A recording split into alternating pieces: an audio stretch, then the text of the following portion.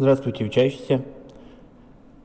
Тема сегодняшнего урока – асинхронный двигатель, устройство, принцип работы и схема подключения.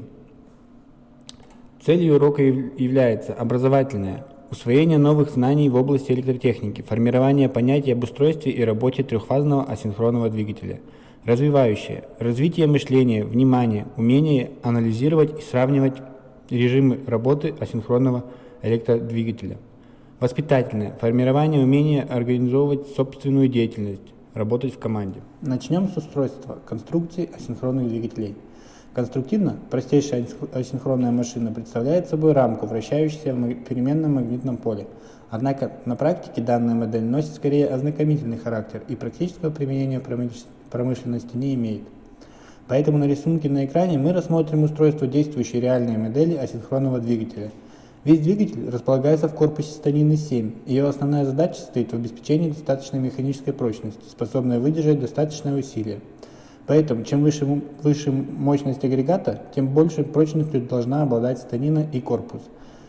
Внутрь корпуса устанавливается сердечник статора под номером 3, выступающий в роли магнитопровода для силовых линий рабочего поля с целью уменьшения потерь стали. Магнитопровод выполняет наборным из шихтованных листов. Однако в ряде моделей применяется и монолитный вариант. В пазы сердечника статора укладывается обмотка под номером 2, предназначенная для пропуска электрического тока и формирования ЭДС. Число обмоток будет зависеть от количества пар полюсов на каждую фазу. Также в части уложенных обмоток электродвигателя подразделяются на трехфазные, двухфазные и однофазные. Внутри статора располагается подвижный элемент – ротор под номером 6. По конструкции ротор может быть короткозамкнутым или фазным. На рисунке приведен первый вариант. В состав ротора входит сердечник под номером 5, также набранный из шихтованных листов стали и белящая клетка под номером 4. Вся конструкция насажена на металлический вал под номером 1, передающий вращение и механическое усилие. Теперь перейдем к принципу работы асинхронного двигателя. Принцип его работы заключается в формировании электромагнитного поля вокруг проводника, по которому протекает электрический ток. Для асинхронного электродвигателя данный процесс начинается сразу после подачи напряжения на обмотки статора, после чего в роторе наводится ЭДС взаимоиндукции, индуцирующие вихревые токи в металлическом каркасе. Наличие вихревых токов обуславливает генерацию собственной ЭДС, которая формирует электромагнитное поле ротора. Наиболее эффективный КПД асинхронной электрической машины получается при работе от трехфазной сети. Конструктивно обмотки статора имеют смещение в пространстве друг относительно друга на 120 градусов, что показано на рисунке на экране. Такой прием позволяет отстроить магнитное поле рабочих обмоток в строгом соответствии с напряжением трехфазной сети, которая имеет аналогичную разность кривых электрической величины. На рисунке видно, что все три фазы изображены в разных цветах для упрощения понимания процесса. Также здесь изображена кривая токов в продвигающих фазах асинхронного электродвигателя. Теперь рассмотрим физические процессы в обмотках двигателя для трех позиций, показанных на рисунке. Первое. В этой позиции максимальный ток протекает в красной обмотке электродвигателя, а значения силы тока в желтой и синей равны. Основной поток силовых линий формируется красной фазой, а два других дополняют его. Вторая. В данной точке желтая синусоида равна нулю, поэтому никакого потока не создает, а сила тока красной и синей равны. Поток формируется сразу двумя фазами и смещается по часовой стрелке вправо, совершая поворот.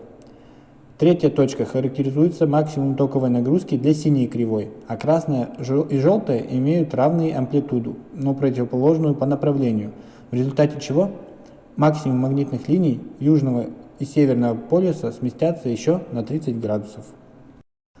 По данному принципу магнитное поле статора вращается в асинхронной электрической машине в течение периода. За счет магнитного воздействия с полем статора асинхронного электродвигателя происходит поступательное движение ротора вокруг своей оси. Можно сказать, что ротор пытается догнать поле статора, и именно за счет разницы во вращении полей данный тип электрической машины получил название асинхронный. Отличие от синхронного двигателя. Наряду с простыми асинхронными электрическими машинами в промышленности также используются и синхронные агрегаты. Основным отличием синхронного двигателя является наличие вспомогательной обмотки на роторе, предназначенной для создания постоянного магнитного потока, что показано на рисунке.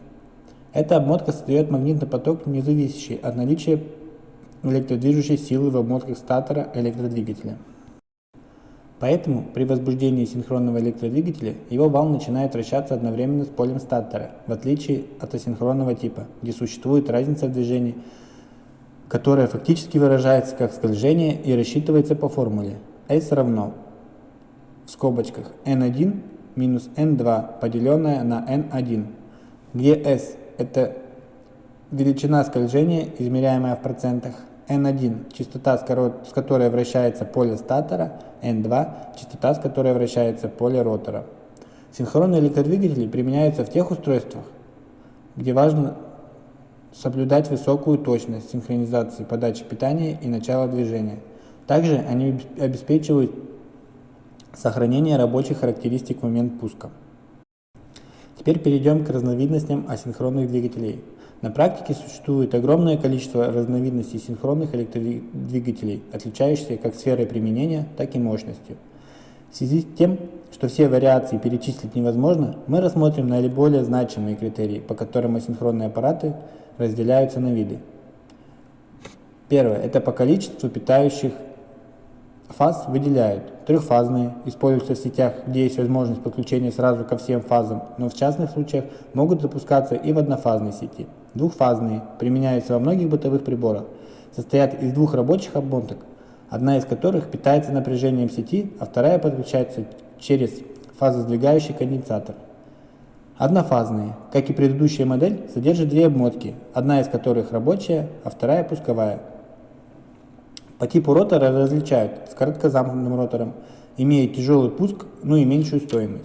С фазным ротором. На роторе устанавливается вспомогательная обмотка, делающая работу электродвигателя более плавной. По способу подачи питания старые классические модели, в которых рабочие обмотки устанавливаются на статор. Роторные рабочие обмотки помещаются на вращающемся элементе. Широкое применение на практике получили асинхронные двигатели Шраги-Рихтера. Перейдем теперь к способам пуска и схемам подключения. Асинхронный электродвигатель с короткозамкнутым ротором обладает низкой себестоимостью, большими пусковыми токами и низким усилием на старте, поэтому для различных целей могут применять различные способы пуска, снижающие бросок тока в обмотках и улучшающие рабочие характеристики. Первый способ – это прямой способ. Напряжение на электродвигатель подается через пускатель или контактор. Переключение схем соединения моток электродвигателя со звезды на треугольник. Понижением напряжения, плавный пуск, изменение частоты питающего напряжения. Для синхронного однофазного электродвигателя могут использоваться три основных способа пуска. С расщеплением полюсов используются в электродвигателях особой конструкции, но недостатком метода является постоянная потеря мощности. С конденсаторным пуском вводит пусковой конденсатор в момент запуска асинхронного двигателя и убирает его со схемы через несколько секунд после начала работы. Обладает максимальным вращающим моментом. С резисторным пуском электродвигатель обеспечивает начальный сдвиг между векторами ЭДС обмоток для скольжения в асинхронной машине. Трехфазные асинхронные агрегаты могут подключаться такими способами. Напрямую в цепь, через пускатель или контактор, что обеспечивает простоту процесса, но формирует максимальные токи. Этот способ не подходит в случае больших механических нагрузок на вал. Переключением схем со звезды на треугольник применяется для снижения токов в обмотке электродвигателя за счет уменьшения питающего напряжения с линейного на фазное. Путем подключения через преобразователь напряжения, реостат или автотрансформатор. Для снижения разности потенциалов также используется изменение числа пар полюсов, частота питающего напряжения и прочее. Помимо этого, трехфазные асинхронные двигатели могут использоваться напрямую и через реверсивную схему включения в цепь. Первый вариант применяется только для вращения вала электродвигателя в одном направлении. В реверсивной схеме можно переключать движение рабочего органа прямо и в обратном направлении. Рассмотрим нереверсивную схему пуска асинхронного электродвигателя. Здесь через трехполюсный автоматический выключатель QF1 питание подается на пускатель KM1.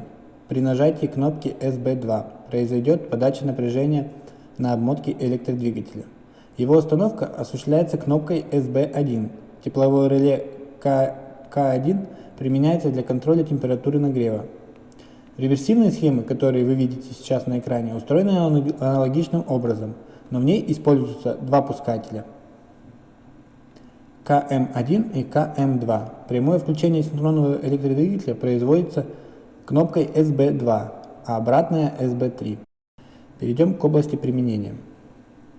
Область применения синхронных электродвигателей охватывает достаточно большой сегмент хозяйственной деятельности человека, поэтому их можно встретить в различных типах станочного оборудования – токарных, шлифовальных, фрезерных, прокатных и так далее. В работе грузоподъемных кранов, талий, тельферов и прочих механизмов. Их используют для лифтов, горнодобывающей техники, землеройного оборудования, эскалаторов, конвейеров и так далее. Также в быту их можно встретить в вентиляторах, микроволновках, хлебопечках и прочих вспомогательных устройствах. Такая популярность асинхронного электродвигателя обусловлена их весомыми преимуществами. Перейдем к преимуществам и недостаткам. Преимуществом асинхронных электродвигателей в сравнении с другими типами электрических машин следует отнести относительно меньшую стоимость в сравнении с другими типами электродвигателей. За счет простоты конструкции достигается высокая степень надежности, благодаря отсутствию вспомогательных элементов. К преимуществам можно отнести и то, что они способны выносить кратковременные перегрузки и включаться в цепь напрямую, без использования дополнительного оборудования. Основными недостатками асинхронного электродвигателя являются относительно большие пусковые токи и слабый пусковой момент, что в определенной степени ограничивает сферу прямого включения. Также асинхронные электродвигатели обладают низким коэффициентом мощности и сильно зависят от параметров питающего напряжения. Домашнее задание по данной теме. Ответить на вопросы. Первое. Опишите принцип работы асинхронного электродвигателя. Второе. Какие физические процессы протекают в обмотках двигателя. Третье. Какие бывают разновидности асинхронных электродвигателей. И четвертое. Перечислите основные преимущества и недостатки асинхронных электродвигателей.